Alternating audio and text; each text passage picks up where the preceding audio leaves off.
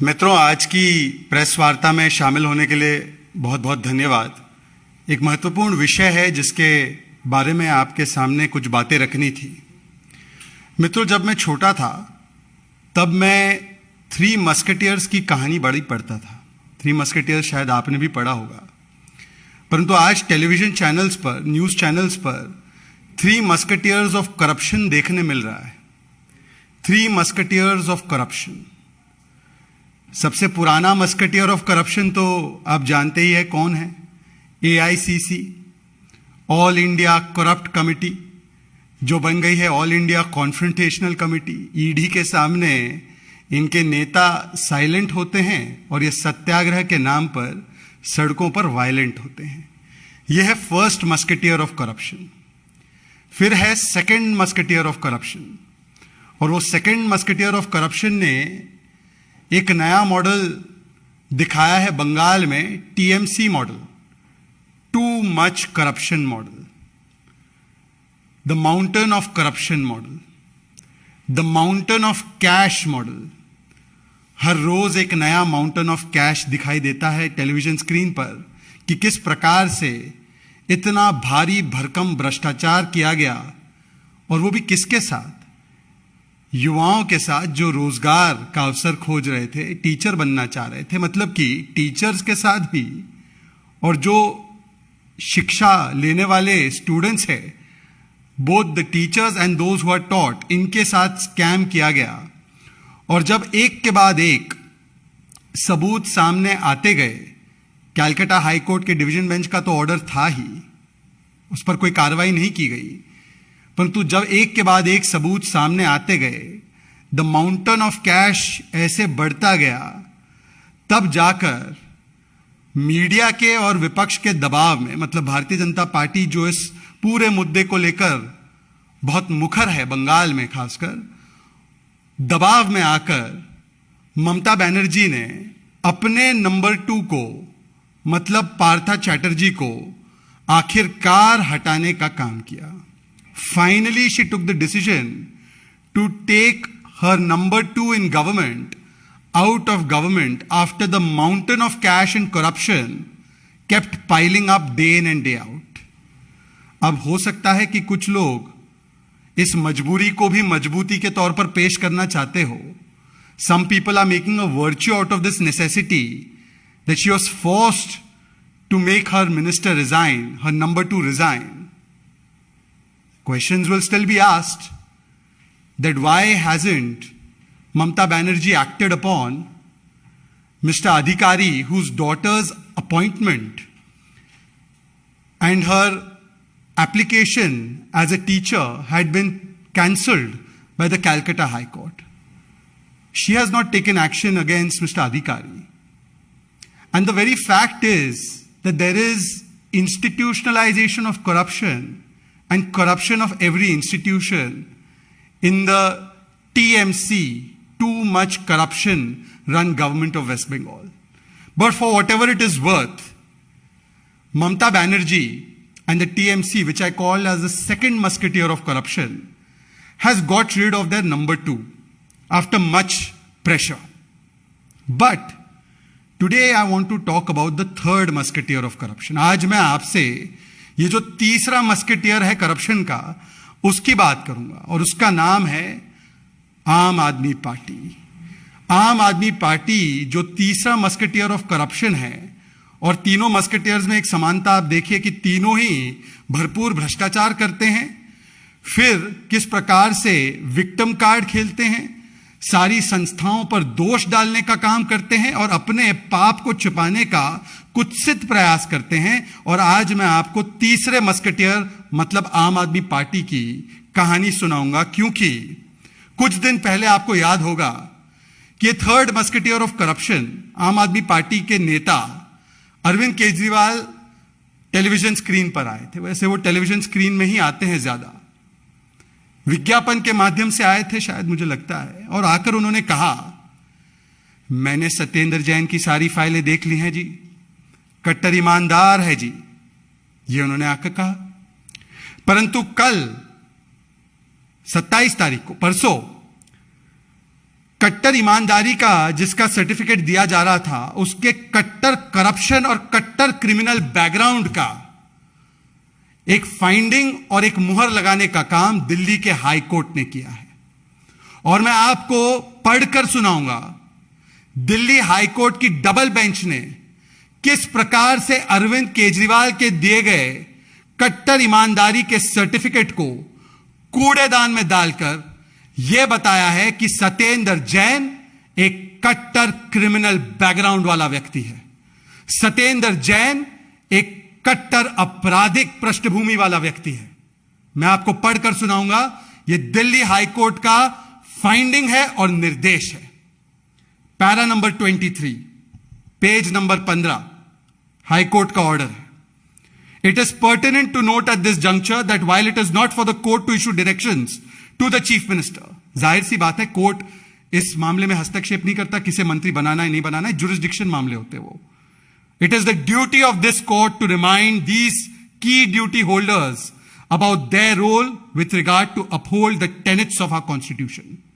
ये हमारा फर्ज है कि हम केजरीवाल जी को याद दिलाए कि संविधान की जो सिद्धांत है और मर्यादा है उसकी संरक्षण के लिए वो कटिबद्ध होने चाहिए।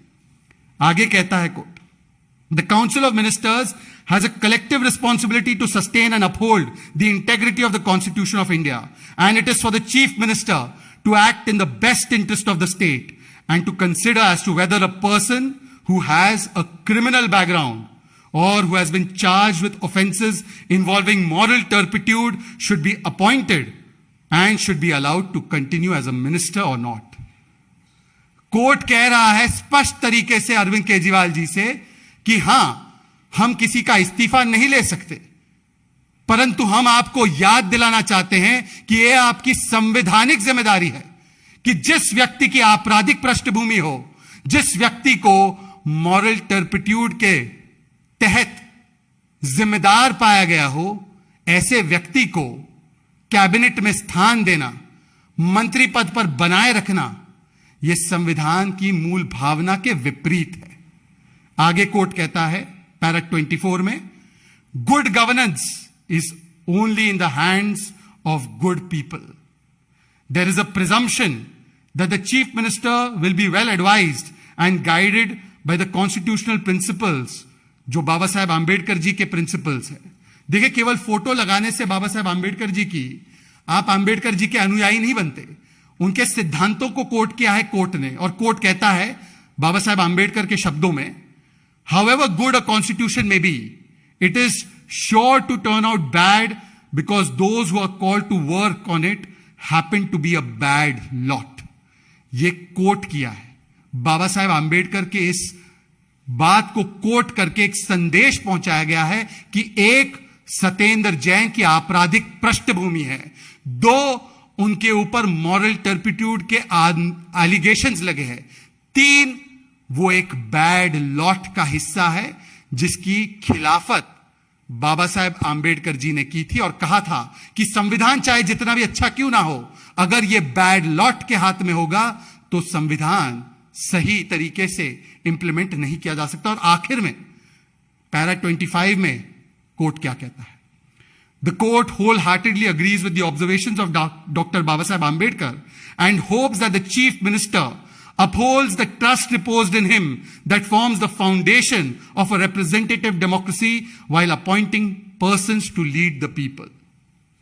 अब अरविंद केजरीवाल जी YouTube पे फ्री वीडियो के माध्यम से या दिल्ली के जनता के गाड़ी कमाई से दिए गए विज्ञापन के माध्यम से या आपके 1-on-1 प्रेस कॉन्फ्रेंस के माध्यम से जरा मुझे यह बताइए कि इस आदेश के बाद स्पष्ट नहीं होता कि केजरीवाल जिसे कट्टर ईमानदार कहते हैं वो तो कट्टर क्रिमिनल बैकग्राउंड वाला व्यक्ति है, वो तो कट्टर हवालेबाज है, वो तो कट्टर आपराधिक पृष्ठभूमि वाला व्यक्ति है। अब मुझे बताइए केजरीवाल जी, क्या आपकी बात को माना जाए या दिल्ली हाई कोर्ट की बात को माना जाए? वैसे समझ में नहीं आ रहा कि पिछले 2 महीने से तो सत्येंद्र जैन रिमांड में है, कस्टडी में है, और उन्हें किसी भी कोर्ट से कहीं पर भी राहत नहीं मिली है। इस पूरे मामले में अगर आप देखें तो उन्हें कहीं से भी किसी भी कोर्ट से कभी भी कोई राहत नहीं मिली है इस मामले में, वर्षों से। और खास करके पिछले 2 महीने से जब से वो कस्टडी में है, उन्हें बेल तक ग्रांट नहीं की गई है। इसका मतलब यह है कि प्रथम दृष्टया जो हाईकोर्ट ने कहा है कि इनकी आपराधिक पृष्ठभूमि है, तो वो तो स्पष्ट होती है, साबित होती है। परंतु केजरीवाल जी, ऐसी क्या मजबूरी है, ऐसी क्या मजबूरी है कि ममता दीदी तक अपने नंबर 2 को सैक कर देती है, इस्तीफा ले लेती है, परंतु आप अपने नंबर 2 को सैक नहीं कर पा रहे हैं, उनका इस्तीफा नहीं ले पा रहे हैं। ऐसी कौन सी केजरीवाल फाइल सत्येंद्र जैन के पास है? ऐसी कौन सी फाइल्स है सत्येंद्र जैन के पास? Which files of Kejriwal does mister Satyendra Jain, the man with the criminal background, have that Mr. Kejriwal, who spoke about Kattar Imandari, whose entire call to politics has been about clean and transparent politics, about honest politics, is unable to get the resignation of a man who has been called as a hawalebaz by the High Court, who has been called as a man with a criminal background by the High Court. या ऐसे ही बता दीजिए केजरीवाल जी कि वो कौन सी files आपने देख ली, वो कौन से दस्तावेज आपने देख लिए जिसके आधार पर आपने सत्येंद्र जैन को कोर्ट से ऊपर जाकर कट्टर ईमानदारी का सर्टिफिकेट दे दिया। वैसे मैं आपको बता दूं कि पिछले 2 महीने से जब से सत्येंद्र जैन हेल्थ मिनिस्टर से हवालात मिनिस्टर बने हैं, तब से वो वीवीआईपी क्रिमिनल बैकग्राउंड के हैं, क्योंकि उनके तो मिनिस्टीरियल पर्क्स अभी भी जारी हैं। तो मिनिस्टीरियल पर्क्स अभी भी दे रहे हैं केजरीवाल उनको, इस्तीफा नहीं ले पा रहे केजरीवाल उनका। ऐसी क्या मजबूरी है मिस्टर केजरीवाल? जरा बताइए हमें भी कि ऐसी कौन सी फाइल है उनके पास जिसके चलते आप उनका इस्तीफा ही नहीं ले पा रहे हैं। क्योंकि आपको याद होगा, इसी मंच से हमारे वरिष्ठ नेताओं ने कुछ सवाल केजरीवाल जी से पूछे थे तथ्यों के आधार पर, और उन सवालों का आज तक एक भी जवाब नहीं आया सत्येंद्र जैन के मामले पर। और इसीलिए मैं कुछ सवाल बहुत ही छोटे तरीके से, बहुत ही कंसाइज तरीके से उन्हें दोहराना चाहता हूं, जो सवाल सत्येंद्र जैन पर उठते हैं। Mister Kejriwal, are you denying that Satyendra Jain, with the help of shell companies and some of his close associates, laundered money to the tune of 16.39 crores using shell companies and Hawala entry operators? Mr. Kejriwal, are you denying that the Principal Commissioner of Income Tax Delhi rejected the fact that was put forward by the close associates of Mr. Satyendra Jain, and in fact held that the unaccounted income of 16.39 crores did not pertain to his close associates, but Mr. Satyendra Jain himself was the real owner of that income? Mr. Kejriwal, and I hope he's listening carefully, Mr. Kejriwal, are you denying that the division bench of the Delhi High Court, in its order dated 21/8/2019, in writ petition 6541/2017, confirmed the findings of the Principal Commissioner of Income Tax and held, और ये copy भी है मेरे पास income Delhi high court के आदेश की, and held that the unaccounted money that was laundered of 16.39 crores, the real owner of that money was in fact Satyendra Jain, and it was at his behest that this entire hawala transaction was orchestrated. ये वो high court का आदेश है, ये वो high court का आदेश है। Mister Kejriwal, when you gave a clean chit to Mr. Satyendra Jain, I am asking you specifically, did you look at this High Court order or did you not take a look at it? Please put all the documents that you have taken a look at and perused before giving a clean chit to Mr. Satyendra Jain as Kattar Imandar. Because the High Court of Delhi on 27th of this month has found that your Kattar Imandari ka certificate holds no value and that he is a man of Kattar criminal background. Is it true, Mr. Kejriwal, that Mr. Jain purchased 200 bigha of land in and around areas of Delhi with this unaccounted 16.39 crore money that was routed and referred to the shell companies beneficially owned by him?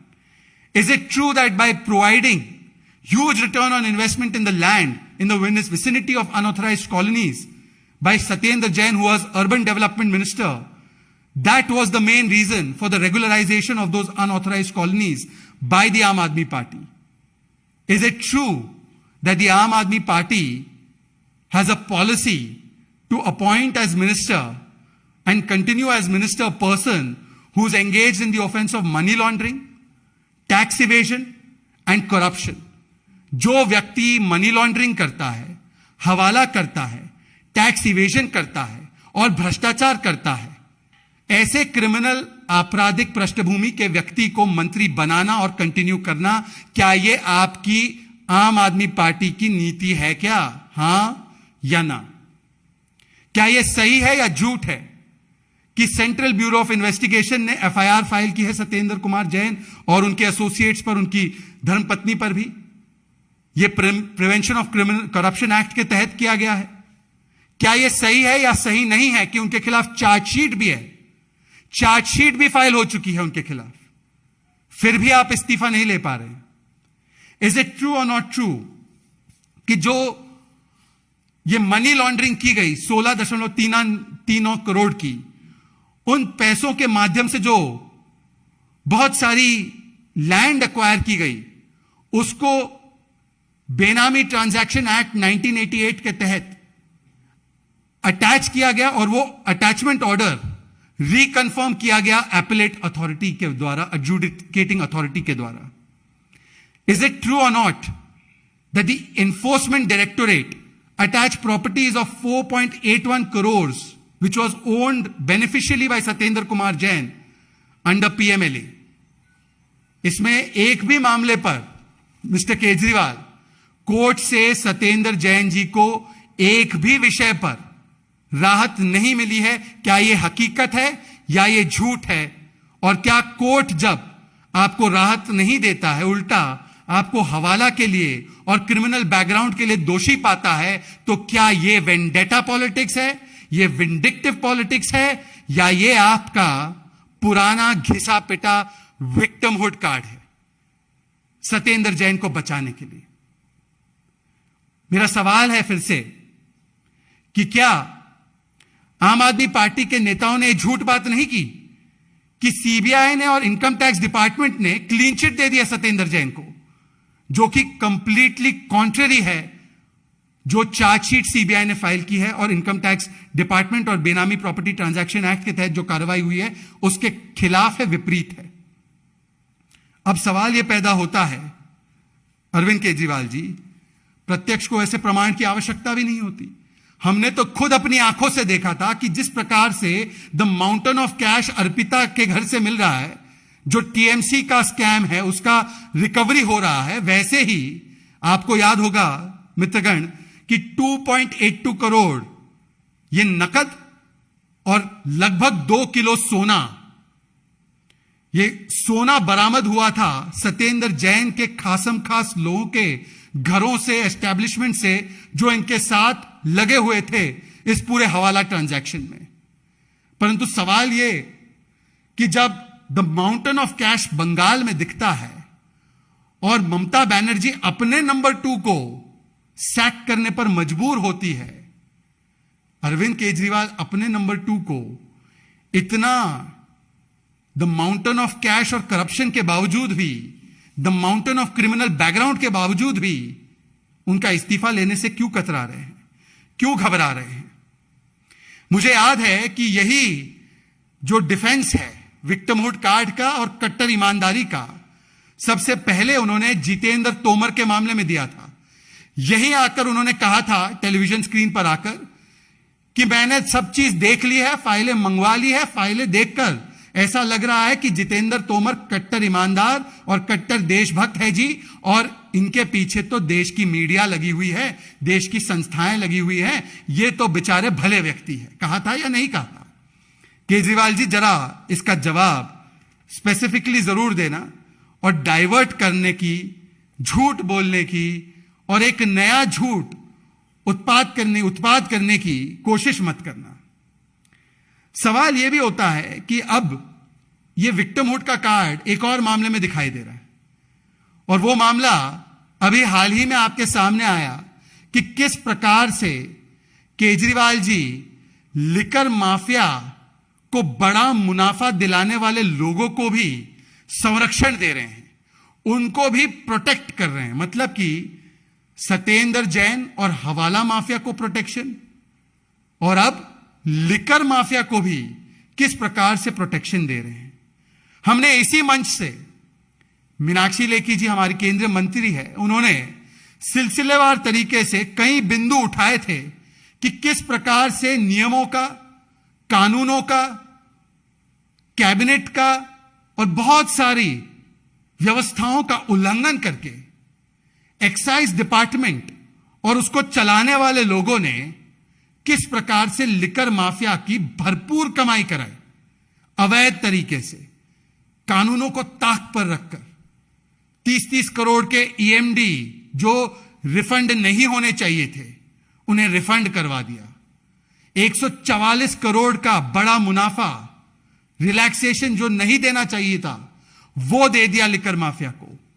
50 रुपए प्रति crate अंतर्राष्ट्रीय liquor कंपनियों को discount के रूप में दे दिया, ताकि हम लोग तो घर घर, मोहल्ले मोहल्ले तक नल से जल पहुंचाते, ये लोग मोहल्ले मोहल्ले तक नशा पहुंचाना चाहते थे, तो डिस्काउंट दे दिया, पीने की उम्र घटा दी, ड्राई डेज कम कर दिए, ताकि दिल्ली नशा मुक्त नहीं नशा युक्त हो जाए। साफ पानी पहुंचे ना पहुंचे, आपके घर और मोहल्ले तक, चाहे वो मंदिर हो, मस्जिद हो, स्कूल हो, आरडब्ल्यूए का कोई संस्थान हो, वहां तक नशा दारू जरूर पहुंचे, और उन दारू माफिया को पूरा संरक्षण केजरीवाल जी ने दिया। इसीलिए जब चीफ सेक्रेटरी की रिपोर्ट पर, आप ही के सरकार के चीफ सेक्रेटरी के रिपोर्ट पर, जब एलजी ने सिफारिश कर दी कि सीबीआई की जांच हो जाने दीजिए, तो उसमें भी वही विक्टिमहुड कार्ड, वही संरक्षण देने की पूरी प्रक्रिया जो आपने देखी थी सत्येंद्र जैन के मामले में, वही डायलॉग कि ये भी कट्टर ईमानदार है जी। आज सवाल आपसे बनता है केजरीवाल जी कि ये कट्टर ईमानदारी का सर्टिफिकेट जिसको आप दे रहे हैं, थमा रहे हैं, ये किस आधार पर थमा रहे हैं? क्यों आप एक जांच से भाग रहे हैं? सत्येंद्र जैन और एक्साइज डिपार्टमेंट में धांधली करने वाले इन मंत्रियों के खिलाफ एक्शन लेने से क्यों कतरा रहे? Why you so disturbed and scared, Mr. Kejriwal, of taking action against those who are prima facie guilty of corruption of the highest scale? आपने तो बार बार प्रोटेक्शन दी है ऐसे लोगों को। मुझे याद है जब ताहिर हुसैन, इनको कोर्ट ने यूएपीए के तहत इनकी बेल को रिजेक्ट किया, तब भी आम आदमी पार्टी के नेता जैसे अमानतुल्लाह खान, इन्होंने आकर ताहिर हुसैन का भी बचाव किया, बहुत सारे भ्रष्ट नेताओं का बचाव किया।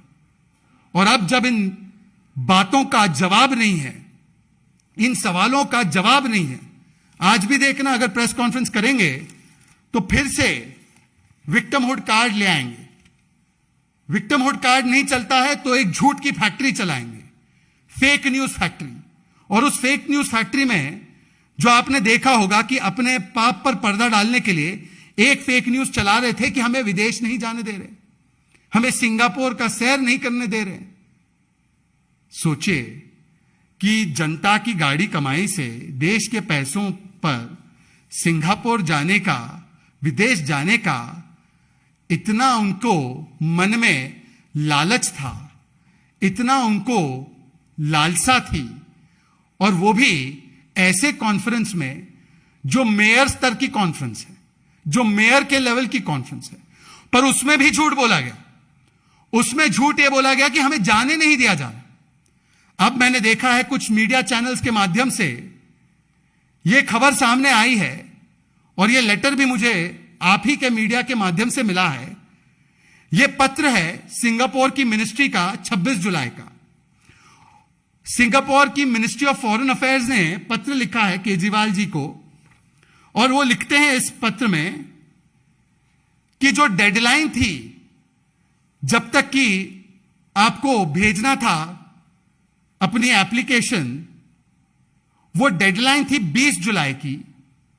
हमने आपको 15 तारीख को भी रिमाइंड कराया कि डेडलाइन 20 जुलाई की है, तो हमें भेज दीजिए आप अपना एप्लीकेशन। परंतु आपने एप्लीकेशन जो भेजा वो डेडलाइन के बाद भेजा। मतलब कि जिस दिन पर ऑटोमेटिकली ये इनविटेशन जो सिंगापुर की तरफ से आया था उनको, वो एक्सपायर हो गया। The application, the invitation automatically expired on 20th of July. This letter has been written by the Singapore Ministry of Foreign Affairs that it has expired on 20th of July. You have not sent your application in time. Now on 26th July, we are writing this to you and telling you that you are late in doing so. And we had reminded you on 15th July. तो जिन लोगों ने application ही deadline के बाद भेजा, जब invitation expire हो गया, अब वो इस पूरी बात का ठीकरा किसी और पर डालने की कोशिश कर रहे हैं।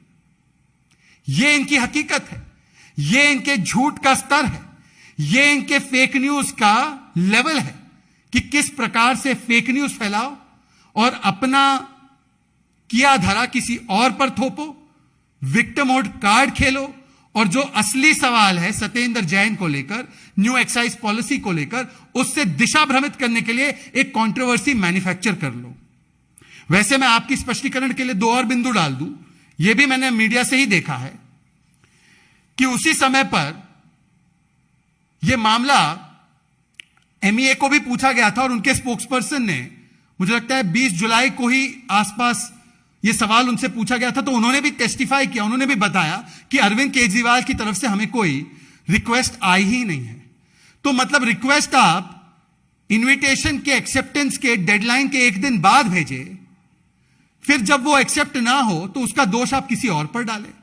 और वैसे भी अरविंद केजरीवाल जी, आप गुस्सा है, आपको विदेश जाने नहीं मिल रहा है। गुस्सा तो इस बात का होना चाहिए कि भाई मेयर लेवल की कॉन्फ्रेंस में एक मुख्यमंत्री को बुलाया जा रहा है, तो क्या आपको वो मेयर स्तर का ही समझ रहे हैं? गुस्सा तो उसका होना चाहिए कि आप तो मुख्यमंत्री हैं दिल्ली के। यहां पर लोकल बॉडीज तो है, जैसे एनडीएमसी है, म्युनिसिपल कॉर्पोरेशन है, डीडीए है, वो अपने प्रतिनिधि भेज सकती हैं, कुछ मेयर्स जा सकते हैं, परंतु एक मुख्यमंत्री को मेयर लेवल की कॉन्फ्रेंस के लिए बुलाया जा रहा है, उसका गुस्सा आपको होना चाहिए कि आप मुख्यमंत्री के रूप में उनके द्वारा शायद माने भी नहीं जा रहे। कम से कम जब प्रोटोकॉल की बात होती है मित्रों, कुछ सेट प्रोटोकॉल होते हैं देश के विदेश नीति को लेकर।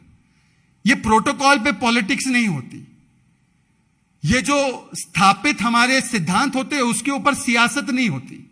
आपको याद होगा 2019 में भी एक प्रसंग आया था कि केजरीवाल जी डेनमार्क कोपेनहेगन जाना चाहते थे, क्लाइमेट के रिलेटेड कॉन्फ्रेंस थी। उस समय पर भी रिजेक्ट किया था उनकी रिक्वेस्ट को इस आधार पर कि वो कॉन्फ्रेंस जो थी वो मेयर लेवल की कॉन्फ्रेंस थी। आपको याद होगा ये बात। उस समय मुझे याद है यूनियन मिनिस्टर थे प्रकाश जावड़ेकर जी, उन्होंने पूरा स्पष्ट किया था कि देखिए वो समिट मेयर लेवल का है। देश जब किसी प्रतिनिधि को भेजता है, चाहे वो मुख्यमंत्री हो, चाहे वो कोई केंद्रीय मंत्री हो, चाहे वो सेक्रेटरी हो, चाहे वो कोई भी हो, एक प्रोटोकॉल होता है, एक नियम कानून होते हैं, एक एस्टैब्लिश्ड रूल्स होते हैं, और वो 2014 के बाद के नहीं है, 2014 के पूर्व के भी है। ऐसे कई प्रसंग आपको पहले भी मिलेंगे और इसमें पार्टी लाइंस पर नहीं होता है। वो प्रोटोकॉल्स फॉलो करना ये अनिवार्य होता है, और उस प्रोटोकॉल के तहत उस समय पर भी एक मुख्यमंत्री को मेयर की कॉन्फ्रेंस में नहीं भेजा गया था। इस बार भी मुख्यमंत्री मेयर की कॉन्फ्रेंस में नहीं जा सकते, परंतु यह भी हकीकत है कि रिक्वेस्ट तो तब भेजी गई जब इनविटेशन ही खत्म हो गया। तो इसका भी जवाब केजरीवाल जी को देना चाहिए कि इतने झूठ पे झूठ, इतने झूठ पे झूठ क्यों बोले जा रहे हैं। और मैं आपको बताना चाहता हूं कि ये एक लौता झूठ नहीं है, ये मैन्युफैक्चर्ड कंट्रोवर्सीज की एक पूरी श्रृंखला है। अभी कुछ दिन पहले मैंने ही प्रेस वार्ता की थी वन महोत्सव पर झूठ। उससे पहले संजय सिंह ने, इनके सांसद है, इन्होंने एक वीडियो ट्वीट किया कि प्रधानमंत्री ने आउटगोइंग प्रेसिडेंट को रामनाथ कोविंद जी को नमस्कार नहीं किया, धन्यवाद नहीं किया, वो भी झूठ पकड़ा गया। आप लोगों ने ही वीडियो दिखाया, पूरा वीडियो, कि उसमें प्रधानमंत्री ने देश की ओर से किस प्रकार से सम्मानपूर्वक तरीके से रामनाथ कोविंद जी को धन्यवाद दिया और किस प्रकार से ट्विटर ने उनके इस ट्वीट को आउट ऑफ कॉन्टेक्स्ट झूठा करार दिया। यह दूसरा मैन्युफैक्चर्ड कंट्रोवर्सी। तीसरा मैन्युफैक्चर्ड कंट्रोवर्सी आपने देखा है इस विषय में। तो ये मैन्युफैक्चर्ड कंट्रोवर्सीज क्यों होते हैं? क्योंकि मैं हमेशा कहता हूं, और थोड़ा सा रेपिटेटिव हो चुका होगा ये, कि एबीसीडी मॉडल है इनका। ABCD model. A for advertising करो, भरपूर विज्ञापन दो, देते रहो देते रहो। 4200% विज्ञापन में खर्च बढ़ा है, सीएजी की रिपोर्ट कह रही है। बताइए। B for blame game. जो भी हो जाए, अपनी गलती का किसी पर ठीकरा फोड़ना जरूरी है। कभी एलजी पर, कभी मोदी जी पर, कभी पीएम पर, कभी देश की जनता पर, ईवीएम पर, सुप्रीम कोर्ट पर, सब पे, यूनाइटेड नेशंस पर भी फोड़ सकते हैं। कल किसी पर भी ब्लेम जरूर करो। अब इस प्रेस वार्ता के बाद देखना वो कोई और ब्लेम लगा देंगे एलजी पर। मैं आपको दे रहा हूं, 1 घंटे में लग जाएगा। अब देख लेना, टाइम करना। सी फॉर करप्शन। करप्शन भी करना है और कवरअप भी करना है। करप्शन करते जाओ, लिकर में करो, फिर उसके बाद हवाला से करो, फिर उसके बाद एजुकेशन में भी करो, और उसका भी अभी खुलासा करूंगा। और फिर जब करप्शन करते हुए पकड़े जाओ तो चीखो, अरे हमें पकड़ लिया। मतलब ये कि भ्रष्टाचार मेरा अधिकार, भ्रष्टाचार मेरा शिष्टाचार, और कोई पकड़ ले मुझे तो मैं चिल्लाऊं अत्याचार अत्याचार अत्याचार। ये कैसा दुराचार, ये कैसा दुराचार है केजरीवाल जी? मतलब भ्रष्टाचार आपका शिष्टाचार और आपका अधिकार, यह नहीं हो सकता। और डी फॉर डाइवर्जन। अब देखना 2 घंटे में एक केजरीवाल जी आएंगे, वो आएंगे और कहेंगे एलजी ने मेरे साथ ये किया, मेरे साथ इन्होंने ये किया, मेरे साथ उन्होंने ये किया। और उसके बाद 2 घंटे बाद उनके प्रवक्ता आएंगे और वो कोई और नया मैन्युफैक्चर्ड कंट्रोवर्सी लाएंगे। वो बोलेंगे देखिए ये हो गया जी, देखिए ये हो गया जी। और फिर उसके बाद एडवर्टीजमेंट चलेंगे हर आधे घंटे से, चाहे पंजाब के हो चाहे और कुछ हो। हैप्पीनेस क्लासेस के एडवर्टीजमेंट चला रहे हैं जमीन पर हैप्पीनेस ग्लासेस। आखिरी बात कहूंगा, और यह बहुत महत्वपूर्ण विषय है क्योंकि युवाओं से जुड़ा विषय है। केजरीवाल जी इसका भी स्पेसिफिकली जवाब दे दीजिएगा। अभी अभी ये सार्वजनिक पटल पर बात आई है कि एलजी साहब ने एक प्रपोजल केजरीवाल जी ने उनको भेजा था, उसको रिजेक्ट कर दिया। वो प्रपोजल ये था कि 7% राइज किया जाए, इंक्रीज की जाए, हाइक की जाए डिप्लोमा लेवल टेक्निकल इंस्टीट्यूशंस में जो प्राइवेट संस्थान चलाते हैं, प्राइवेटली ओन्ड होते हैं। यहां पर बच्चे अमूमन जो गरीब तबके के बच्चे होते हैं, जो एकदम सोशो इकोनॉमिकली थोड़ा सा वो कमजोर होते हैं, उनको मौका नहीं मिलता। स्कूल तो खोली नहीं, 500 स्कूल खोलने वाले थे, ठेके खोल दिए। कॉलेज तो खोली नहीं, इंस्टीट्यूट खोली नहीं। अब बच्चा जाए तो जाए कहां? तो वो जाते हैं कुछ स्किल के लिए, कुछ डिप्लोमा के लिए प्राइवेट संस्थानों के पास, इंस्टीट्यूशंस के पास। केजरीवाल जी कहते हैं एलजी को लिखकर, और आमूमन तो उनके चीफ मिनिस्टर के पीएस लिखकर भेजते हैं फाइल नोटिंग पर। यह वाला मामला केजरीवाल जी ने खुद लिखकर भेजा है, खुद लिखकर नोटिंग भेजी है एलजी साहब को कि एलजी साहब हमें इन बच्चों से ज्यादा पैसे ऐंठने हैं। ये जो बच्चे गरीब घर के जाते हैं ना पढ़ाई लिखाई शिक्षा पाने के लिए, ताकि फिर वो नौकरी पा सके, जिन्हें मैं नौकरी भी नहीं देता हूं। 3000 नौकरी या कुछ 3200 नौकरी दी है 7 साल में, 10 लाख का कहकर। ऐसे बच्चों को हमें और टैक्स लगाना है और उनके ऊपर कर्ज लगाना है और उनको उनसे और पैसे लूटने हैं। तो एलजी साहब मैं आपको अपने ही हैंडराइटिंग में भेज रहा हूं, अपने ही लिखित दस्तखत से भेज रहा हूं, जरा इनकी फीस बढ़ा दीजिए 7%। हां कोविड जरूर है, हां मैं रोज चिल्लाता हूं महंगाई महंगाई महंगाई, तो क्या हुआ, परंतु इनकी 7% यहां पर बढ़ाना बहुत जरूरी है। मैं चाहता हूं कि इनके घरों पर, इनके परिवारों पर बोझ बढ़ जाए। एलजी साहब ने कहा कि अब यह करना नामुमकिन है, ऐसी परिस्थितियों में इसको करना नामुमकिन है। हो सकता है केजरीवाल जी, हो सकता है, ये मैं कह रहा हूं, केजरीवाल जी लिकर माफिया और हवाला माफिया के बाद हो सकता है एजुकेशन माफिया के साथ भी आपकी सांठगांठ जरूर हो, यह हो सकता है। परंतु एलजी साहब ने इस प्रपोजल को रिजेक्ट कर दिया। ये वो केजरीवाल जी है जो अगर एमसीडी कुछ 1% भी बढ़ा दे टैक्स तो सड़कों पे आ जाते हैं, और ये गरीब घर के बच्चों से जिनको वो नौकरी नहीं देते, जिनको वो स्कूल नहीं दे रहे, जिनको वो कॉलेज नहीं दे रहे, उनको कहते हैं कि तुम्हारे मां बाप से कहो 7% मेरे दोस्तों को दे दे जो एजुकेशन माफिया चलाते हैं। बताइए अरविंद केजरीवाल जी, ऐसी क्या घृणा है आपको? बताइए अरविंद केजरीवाल जी, ऐसा क्या गुनाह है इन बच्चों का? बताइए अरविंद केजरीवाल जी, इन गरीबों ने आपका क्या बिगाड़ा था कि ना आपने इन गरीब के घरों में राशन कार्ड दिए, ना आपने इनको साफ पानी दिया, आपने इनके इलाकों में दारू और नशा बेच दिया, आपने इनके साथ किस प्रकार का धोखा किया, और आज आप उनके एजुकेशन के ऊपर भी ज्यादा मुनाफा कमाना चाहते हैं। मतलब लिकर माफिया को ये डिस्काउंट देंगे 50 रुपए प्रति केट का, लिकर माफिया को 144 करोड़ रुपए माफ कर देंगे, 30 करोड़ ईएमडी माफ कर देंगे, दे देंगे उनको वापस।